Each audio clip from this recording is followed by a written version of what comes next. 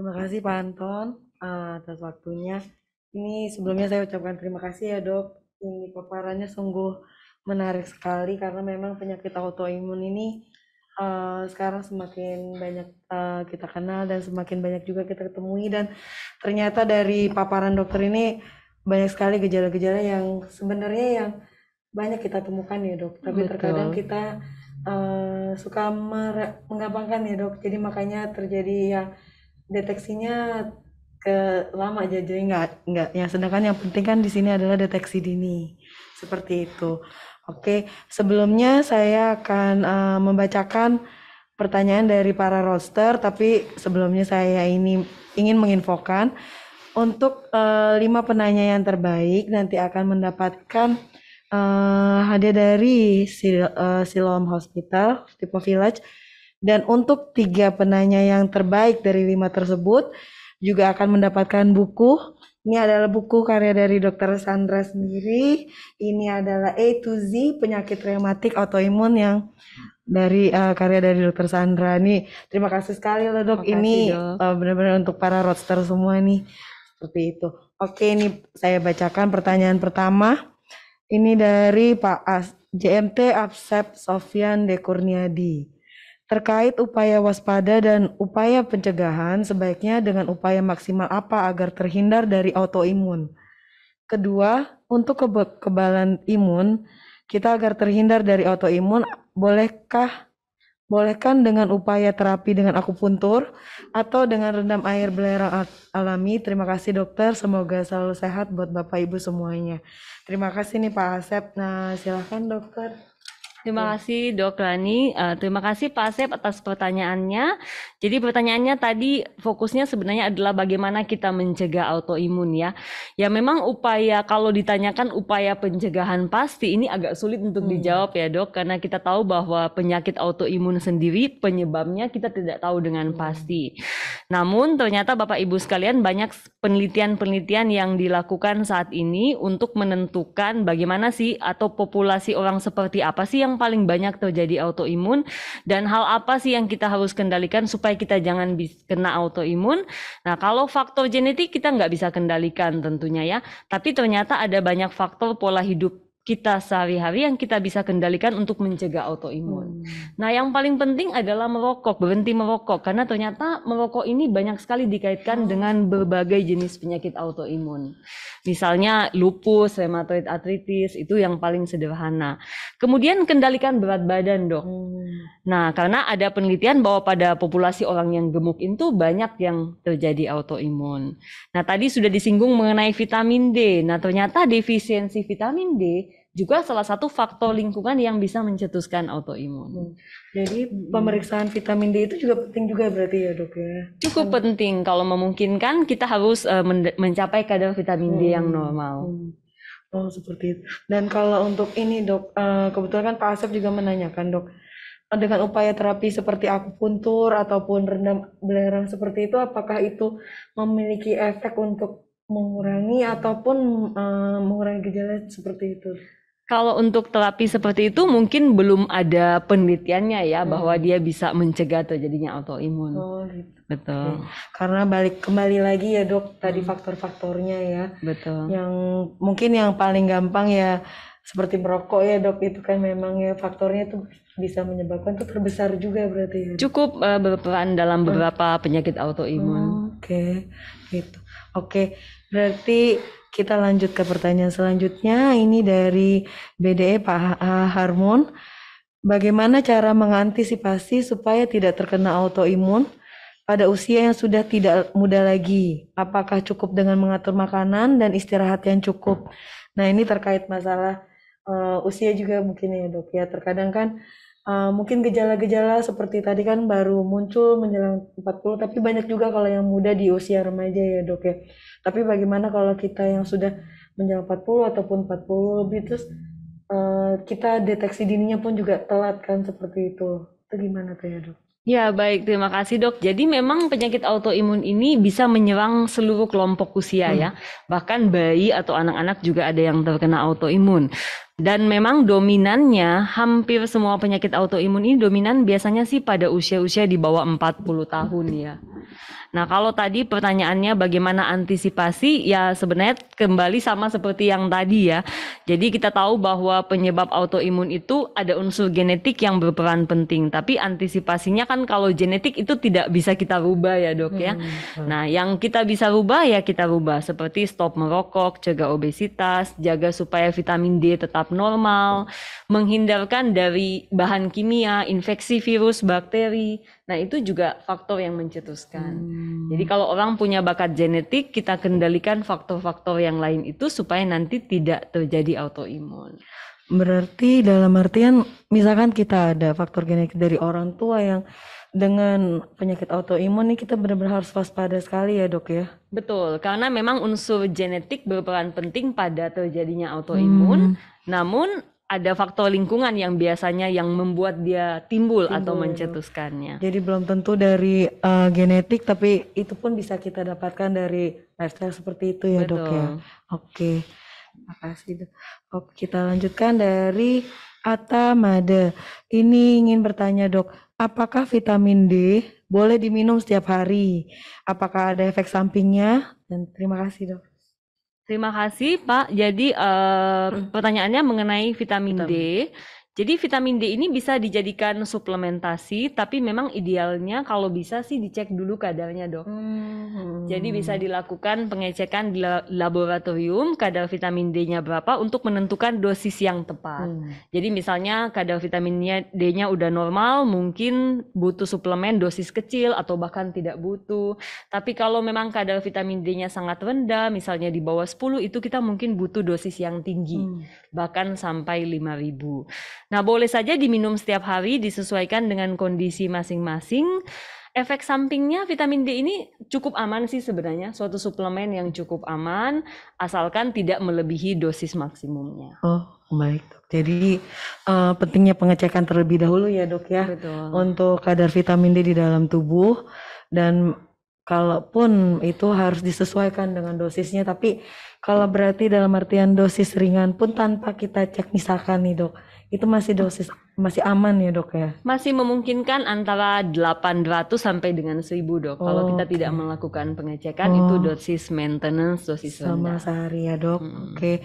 Jadi gitu Pak Atta. Jadi untuk pemberian vitamin D memang ada dosis-dosisnya, tapi ya amannya satu kali sampai 800 sampai 1.000 mg itu ya dok. Kalau tidak dilakukan, Kalau tidak dilakukan cek. Oke. Untuk selanjutnya ada pertanyaan dari HCS Ibu Ani Suryani. Apakah penyakit autoimun juga termasuk penyakit keturunan? Nah, yang mungkin tadinya soal genetik dok ya. Ya, baik. Terima kasih Bu Ani. Jadi sebenarnya penyakit autoimun ini bukan penyakit keturunan langsung ya, karena tidak pasti bahwa seseorang dengan ayah dan ibu autoimun pasti punya anak autoimun, tidak juga demikian. Tapi dia hanya merupakan suatu faktor penting untuk terjadinya autoimun, tapi tidak seperti penyakit keturunan yang lain ya. Karena harus ada faktor lingkungan tadi yang mencetuskan sehingga orang itu terjadi autoimun.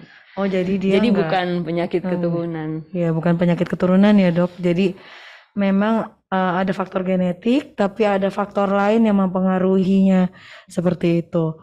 Jadi belum tentu merupakan penyakit keturunan. Oke.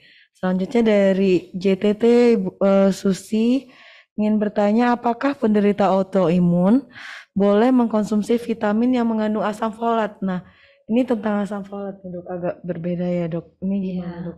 Ya, terima kasih Bu Susi. Jadi asam folat ini cukup aman dikonsumsi untuk penyandang autoimun, dan bahkan pada beberapa obat-obatan autoimun tuh ada yang juga harus didampingi dengan asam folat. Misalnya tadi yang penyakit rheumatoid arthritis bila diobati dengan methotrexate, nah ini ada pendampingnya asam folat. Jadi aman kok dok untuk dikonsumsi. Oh gitu. Jadi memang masih boleh ya dok, tapi tetap untuk pemberian, walaupun ini judulnya vitamin gitu ya dok ya, tapi tetap pemberian jangka panjang itu harus kita monitoring juga ya dok ya, seperti itu kan ya. Betul. Gitu. Oke. Selanjutnya dari JSB Isna ingin bertanya, dokter boleh dijelaskan lebih detail lagi terkait dengan diet yang baik agar tidak menjadi salah satu faktor pemicu autoimun. Mungkin yang tadi ya dok ya, kan ada Betul. penyebabnya adalah Western diet itu ya dok ya. Iya, Jadi terkadang kan mungkin ada beberapa juga ya, kita pola diet kan berbeda-beda seperti itu dok. Seperti baiknya untuk yang diet itu yang mesti kita hindari dari penyakit agar terjadi penyakit autoimun tuh seperti apa gitu. iya, jadi memang ada beberapa penelitian ilmiah yang menunjukkan bahwa di negara-negara yang biasanya menganut pola diet Western ya, jadi banyak makan makanan yang tinggi karbohidrat, tinggi lemak, banyak makan daging, gula tinggi, garam tinggi. Ini angka kejadian terjadinya autoimun itu sangat tinggi dok. Tapi sebaliknya pada beberapa negara yang melakukan pola diet Mediterania ya, nah itu angka kejadian autoimunnya tuh lebih rendah pada populasi mereka. Nah, memang yang dianjurkan adalah pola diet Mediterania, itu salah satu pola diet inflamasi yang paling terkenal ya, yang banyak juga diadaptasikan oleh para dokter gizi, karena dia tidak hanya mencegah autoimun, tapi juga bisa menurunkan risiko kardiovaskuler. Jadi menurunkan risiko stroke dan serangan jantung. Jadi kalau ditanyakan seperti apa Mediterranean diet itu, sederhananya adalah pola diet yang memang mengutamakan banyak makan sayur dan buah. Kemudian minimally processing food, jadi makanan-makanan yang alamiah diproses minimal, jadi bukan fast food biasanya. Karena kan sekarang banyak kali ya dok kayak booking yang daging seperti itu kan dok, Betul. banyak, tapi kan dikurangi karbohidratnya, tapi kita besarin di sini gitu. Sedangkan terus terang ini kan baru ternyata Western diet ini bisa membuat autoimun nih dok, karena kan Betul. selama ini kan yang kita tahu kan lebih ke genetik, terus obesitas, merokok seperti itu. Ternyata diet-diet tertentu tuh juga bisa ya dok ya. Bisa, ada penelitiannya, beberapa penelitian epidemiologi ya dok ya memang. Oke. Gitu. Nah, selanjutnya dari JMTO Pak Akbar Rizky bertanya dok, untuk orang yang sedang hamil, apa bisa terkena penyakit autoimun, dan bila kena apa pencegahan yang harus dilakukan? Nah, ini tentang ibu hamil nih dok. Nih. Ya, terima kasih Pak Akbar. Jadi penyakit autoimun ini bisa terjadi pada siapa saja ya, anak-anak, wanita, pria, dan bahkan ya orang sedang hamil bisa terkena autoimun. Ada dua kemungkinannya. Misalnya dia sudah autoimun dulu, kemudian hamil hanya belum ketahuan ya dok ya. Atau memang penyakit autoimun itu muncul pada saat kehamilan. Jadi bisa saja. Nah biasanya pengobatannya ini tergantung daripada jenis penyakitnya ya. Misalnya kalau dia ketahuan autoimun lupus pada saat sedang hamil ya kita obati sesuai dengan penyakitnya. Jadi beda-beda pengobatannya. Jadi kembali lagi Pak Akbar, jadi memang seperti yang tadi sudah dipaparkan ya dok, bahwa autoimun ini banyak sekali penyakitnya ya dok. Betul. Tidak hanya di kulit, tapi di otot juga, terus sistemik juga ya dok. Betul. Paling yang itu seperti lupus juga ya. Dan memang apakah mungkin ini dok, apakah kehamilan sendiri itu dia bisa mencetuskan seperti itu ya dok, autoimun? Ya, memang ada beberapa tergantung penyakitnya dok. Iya. Jadi misalnya pada lupus ya, pada lupus itu memang kehamilan merupakan salah satu faktor risiko untuk kumat atau flare daripada lupusnya. Memang bukan penyebab langsung, tapi biasanya ada penyakit autoimun ini yang pada kondisi hamil ini mencetuskan kumatnya. Sehingga tadinya kalau nggak terdiagnosis mungkin ketahuan diagnosisnya pada saat kumat dan hamil itu dia ketahuan diagnosisnya. Oke. Jadi untuk penderita autoimun ini dok, yang lupus seperti itu ya dok ya, untuk hamil berarti sangat dijaga sekali ya dok ya, karena itu bisa mencetus yang tadinya stabil menjadi tidak stabil seperti itu ya dok. Betul, jadi pasien lupus ini bukannya nggak bisa hamil, namun harus dijaga hamil dalam kondisi stabil ya dok. dan harus diawasi selama kehamilan. Oke, terima kasih dok. Nah, dan kalau selama kehamilan itu dok, mungkin melanjutkan pertanyaan ini, bagaimana dengan kalau untuk kondisi janinnya seperti itu tuh dok, itu apakah ada pemberian terapi khusus atau apa yang harus dijaga oleh si ibunya gitu Sama seperti terapi pas saat dia kehamilan saja berarti ya dok? Ya, kalau tergantung penyakitnya, yang biasanya ada perlakuan khusus tuh, misalnya lupus yang hamil ya dok ya. Jadi ada lupus hamil ini kan ada risiko untuk terjadi lupus kongenital bayinya. Nah itu kita bisa lakukan deteksi dini, tapi sebenarnya angka kejadiannya tidak begitu banyak, kecil Ya, dok, sekali. ya. Iya, oke. Makasih dok. Ini lanjut lagi pertanyaan dari, ini alhamdulillah ini pertanyaan sangat menarik sekali ya. Hari ini bagus-bagus sekali pertanyaannya ya dok. Ini dari JMTM Linda Pakpahan. Dok mau tanya, untuk penyakit autoimun ini apakah bisa terdeteksi pada pengetesan kromosom pada calon bayi? Wah, ini gimana nih dok? Ya, baik. Terima kasih Bu Linda. Jadi untuk saat ini tidak ada sih pengetesan kromosom untuk penyakit autoimun. Yang ada mungkin untuk penyakit-penyakit genetik tertentu. Memang ada beberapa tes laboratorium yang dikatakan ada tes genetik lah ya dok. Tapi ini bukan bayi untuk kromosom masih bayi dalam kandungan ya. Ini bisa buat siapa saja. Beberapa tes genetik untuk menjadi dugaan bagi kita. Oh kalau ini positif, bahwa kecenderungannya lebih gede untuk terjadi autoimun. Tapi juga tes itu tidak pasti sih. Karena dilihat juga dari scoring dan gejalanya ya dok ya? Betul. Oh, oke. Gitu. Jadi untuk saat ini sih belum ada ya dok ya? Belum itu ada. Ya. Oke, kita lanjutkan ke BDE Rahmat Prabowo. Izin tanya Bu Dokter, apakah masyarakat yang tinggal di daerah tropis rentan terhadap penyakit autoimun? Nah ini bagus juga nih dok, apakah ada daerah-daerah endemis seperti khusus gitu ya dok? Iya, Gitu. baik, terima kasih Pak Prabowo ya. Jadi sebenarnya tidak ada sih dok, jadi malah beberapa penyakit autoimun itu banyak terdapat pada daerah-daerah dingin ya, atau Kaukasian juga banyak, misalnya rheumatoid arthritis. Itu kalau untuk di daerah Western itu lebih tinggi angka kejadian, bahkan bisa sampai 2%, 3%. Atau ankylosing spondylitis, itu lebih banyak penyakit yang angka kejadiannya lebih tinggi pada kulit putih. Jadi tidak hanya pada daerah tropis, saya kira iklim mungkin tidak begitu berpengaruh dalam hal ini. Jadi penyakitnya tidak dipengaruhi oleh iklim ya dok ya? Nah gitu. Oke. Lanjut dengan JSB Adis Zela. Siang dok, ingin izin bertanya. Apakah perbedaan rematik autoimun dan rematik asam urat yang mudah diketahui orang awam? Terima kasih dokter. Nah ini mungkin bagus juga nih dok pertanyaan. Karena kan selama ini kan sering ya dok kayak orang nyeri sendi. Ternyata dibilang asam uratnya naik seperti itu. Betul. Nah jadi kan kadang memang bias ya dok. Karena kan seperti tadi yang dokter contohkan nyeri-nyeri di jari, di tangan seperti itu. Dan itu pun terjadi pada orang-orang yang asam uratnya. Gimana untuk perbedaannya nih dok? Betul, jadi bagus sekali ya pertanyaan dari Pak Adis ya. Jadi tentang perbedaan rematik autoimun dan rematik asam urat. Jadi penyakit rematik ini sebenarnya sangat luas sekali. Ada yang autoimun, ada non autoimun. Nah, salah satu yang non autoimun yang terkenal yang Bapak sebutkan ini tentang rematik asam urat. Nah, perbedaannya sebenarnya kalau kita tahu gejala daripada asam urat ini kan khas banget ya dok ya. Jadi kalau di literatur dikatakan akut. Akut tuh maksudnya tiba-tiba banget. Jadi kalau pada asam urat itu misalnya nih malam-malam tidur belum ada nyeri sendi sama sekali. Pagi-pagi merah bengkak, siang-siangnya langsung nggak bisa jalan.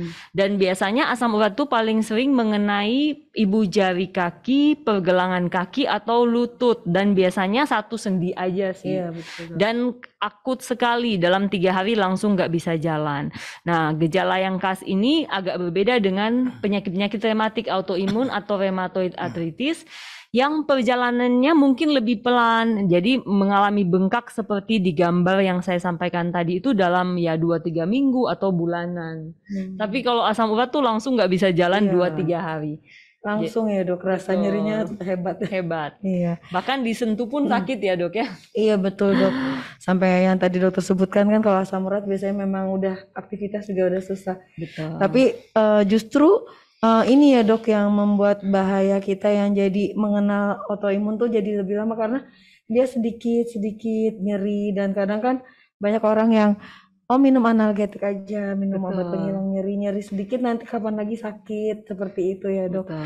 Dan memang khasnya dia tidak terkena di satu sendi ya dok, gitu. Jadi bisa di sendi-sendi yang bersamaan yang simetris ya dok biasanya. Iya. Gitu. Oke, selanjutnya kita lanjut dengan Pak JMT Fahrul Rozi. Ingin menanyakan untuk mendapatkan diagnosis pasti kalau kita kena penyakit autoimun atau tidak, sebaiknya kita periksa pada dokter spesialis apa. Nah, mungkin ini saja ke dokter Sandra. Terima kasih dok. Iya. Jadi untuk Pak Fahrul, jadi begini Pak. Jadi penyakit autoimun ini banyak banget ya dok ya. Jadi memang tidak semua hanya berkaitan dengan bidang saya Iya. sebagai dokter spesialis penyakit dalam Hmm. konsultan rheumatologi.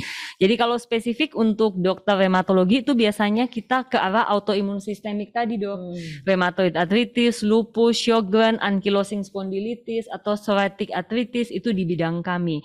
Namun ada banyak juga penyakit autoimun yang kita harus menanganinya multisistem Pak Farul. Jadi melibatkan dokter yang lain. Misalnya dokter neurologi, myasthenia gravis itu juga autoimun atau multiple sclerosis itu dengan dokter neurologi.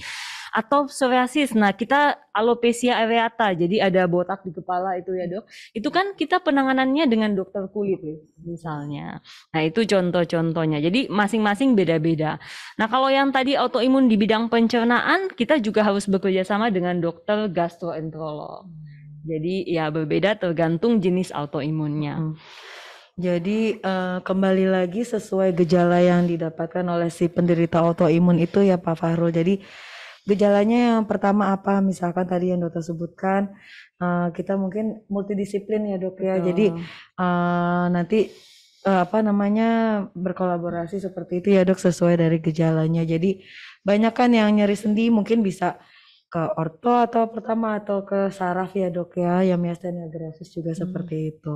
Seperti itu. Oke, kita lanjut ke JMTM area Japek. Ibu Esi, selamat siang. Dokter izin bertanya, bagaimana kita mengetahui autoimun atau bukan dari ciri-ciri yang mirip atau sama dengan gejala autoimun? Terima kasih. Nah, Ya, baik. Terima kasih Bu Esi. Jadi kalau tadi kan saya sudah memaparkan tentang gejala-gejala autoimun. Nah, bagaimana kita bisa bedakan ini ya sakit biasa, pegel-pegel biasa atau autoimun? Ya jalannya tetap Ibu harus konsultasi ke dokter karena hanya dokter ahli yang bisa membedakan. Misalnya Ibu mengalami sakit di tangan. Sakit di tangan kan nggak semuanya itu adalah autoimun rheumatoid arthritis. Mungkin Ibu bisa berkonsultasi ke dokter rheumatologi untuk memastikan ini sakit tangan biasa, tendonnya yang sakit atau jaringan lunaknya yang sakit, atau memang ini radang sendi karena rheumatoid arthritis. Jadi memang butuh pemeriksaan lanjut oleh dokter untuk membedakannya, dok. Oke, kasih dok. Untuk selanjutnya dari regional Trans Jawa 2, JTT Monica izin bertanya, penyakit autoimun yang sudah sembuh apakah bisa kambuh kembali? Nah, mungkin ini juga ini ya dok ya, mungkin bisa saya tanya juga ya dok ya. Sebenarnya untuk penyakit autoimun ini dok, ini apakah penyakit yang dalam artian bisa sembuh atau dia terus ada tapi dia kondisinya remisi dalam artian dia stabil tapi kita harus tetap continue, atau memang bisa sembuh dan nanti kambuh lagi gitu dok? Ya, baik. Jadi sebenarnya dok, sebagian besar penyakit autoimun ini nggak bisa disembuhin ya total, tidak bisa sembuh total, tapi bisa distabilkan. Jadi beda, kalau sembuh total kan kita mungkin diare kita sembuh total, atau batuk pilek kita sembuh total. Tapi target pengobatan pada penyakit autoimun ini bukan sembuh biasanya, tapi remisi atau yang dokter tadi sebut remisi ya, remisi atau stabil dalam pengobatan. Jadi kalau dikatakan autoimun sembuh, sangat mungkin itu dia lagi dalam kondisi stabil. Nah kalau memang pasien autoimun dalam kondisi stabil bisa kambuh kembali ya bisa saja. Jadi kan autoimun ini sebagian besar penyakit kronik, jadi memang harus tetap terus-menerus termonitor oleh dokter. Jadi harus dipantau terus apakah memang dia stabil terus atau kadang-kadang juga bisa kumat. Jadi tidak bisa lepas pengawasan dokter biasanya. Oke.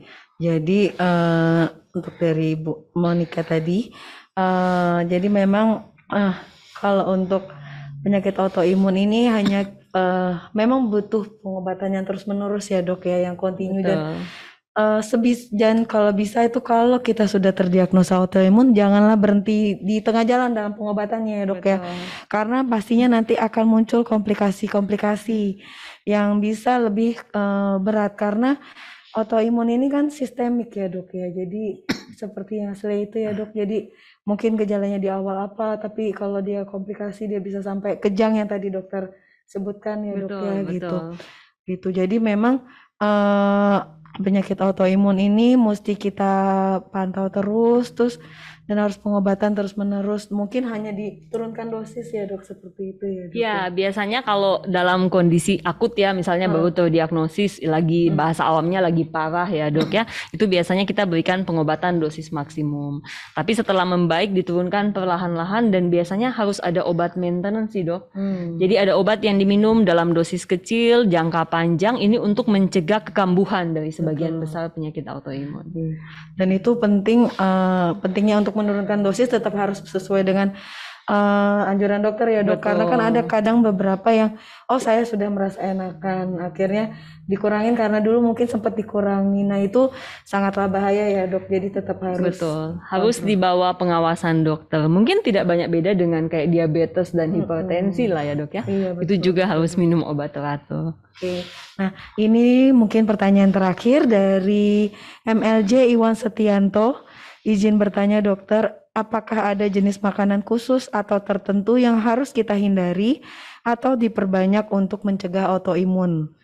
Nah, ini bagaimana nih? Mungkin dari makanan Ya, terima kasih dok. Jadi terima kasih Pak Iwan. Ini pertanyaannya cukup bagus. Ini juga sering ditanyakan oleh penyandang autoimun sendiri ya. Ya memang penelitiannya cukup banyak penelitian tentang ini. Nah biasanya yang diteliti itu pola makan apa sih yang bisa memperbaiki kondisi autoimunnya, atau pola makan apa yang bisa memperbaiki atau mencegah autoimunnya. Nah, yang tadi saya sampaikan bahwa yang paling banyak diteliti itu adalah pola diet Mediterania tadi, dok. Jadi ya pola diet yang mengutamakan buah, sayur, minimally processing food, kemudian kurang garam, jangan banyak gula juga, membatasi daging, lebih banyak konsumsi ikan. Nah, pola diet Mediterania ini pada beberapa penelitian epidemiologi di kedokteran ini ternyata kalau orang menganut pola diet ini, angka kejadian autoimunnya itu lebih rendah pada populasi itu. Jadi ya itu kita mungkin bisa terapkan sebagai pola diet sehat yang bisa diterapkan oleh siapa saja. Oke.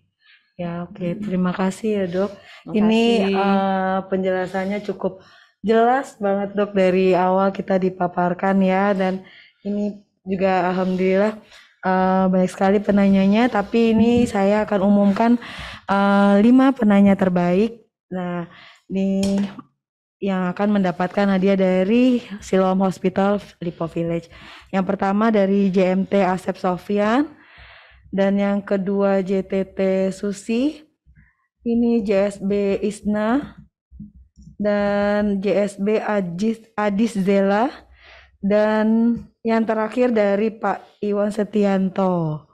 Oke, dan untuk 3 penanya yang terbaik yang akan mendapatkan buku nih, yang dari Dokter Sandra nih mungkin bisa nanti dibaca lebih lanjut, dan ini memang untuk awam ya dok ya. Betul, buku awam. Untuk awam, jadi bagaimana sih mendeteksi, dan ini penting sekali untuk kita ketahui seperti itu.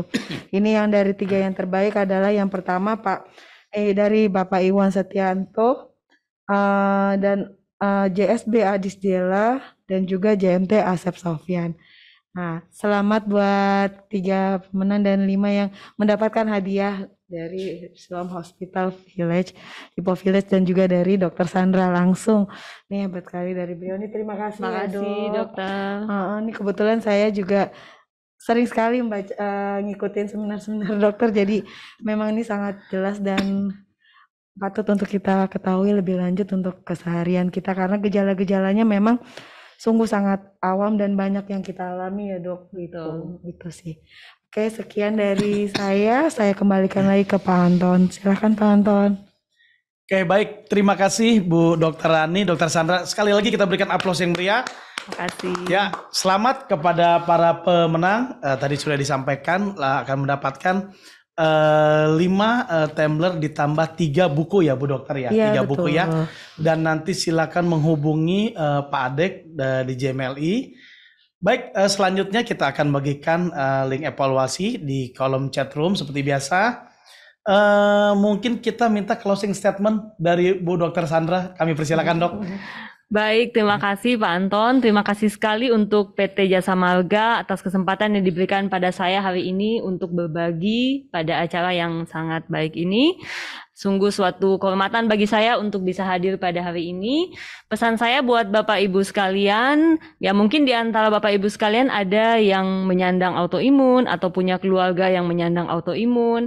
Pesannya adalah bahwa autoimun ini bukan akhir dari kehidupan. Dengan pengobatan yang baik, kemudian dengan pola hidup sehat, autoimun bisa distabilkan.